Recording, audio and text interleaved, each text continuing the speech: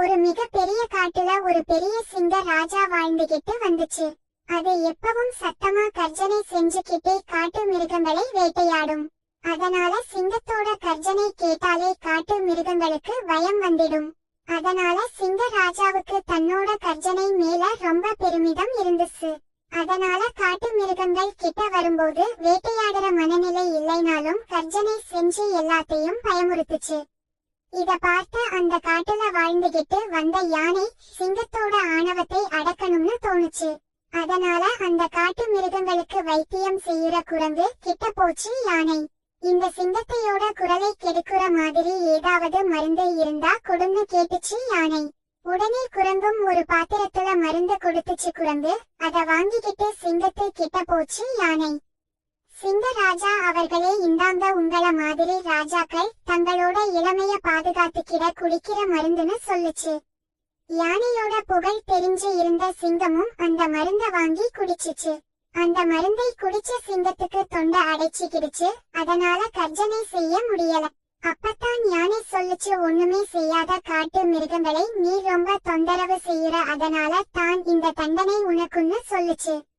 யானை போனதுக்கு அப்புறமா சிங்கம் தான் செஞ்ச தப்ப நினைச்சு ரொம்ப வருத்தப்பட்டுச்சு. இனிமே தன்னால கர்ஜனை செய்ய முடியாது, அதனால எல்லா மிருகங்களும் தன்னை மதிக்காது.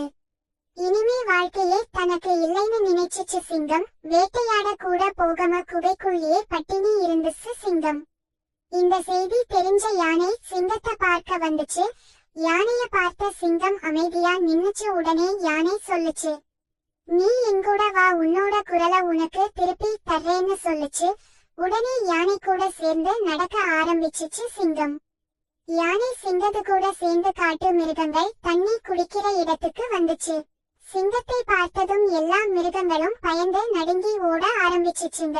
அப்பத்தான் யானை சொல்லுச்சு, இந்த காட்டு மிருகங்கள் உன்னை பார்த்து ஓடுறது உன்னோட வேட்டையாடுற குணத்துக்கும் உன்னோட பெரிய உடம்புக்கும் தான், உன்னோட குரலுக்கும் கர்ஜனைக்கும் கிடையாது. இப்ப பாரு, நீ கர்ஜனை செய்யலைன்னா கூட எல்லா மிருகங்களும் பயப்படுத்துங்கன்னு சொல்லுச்சு.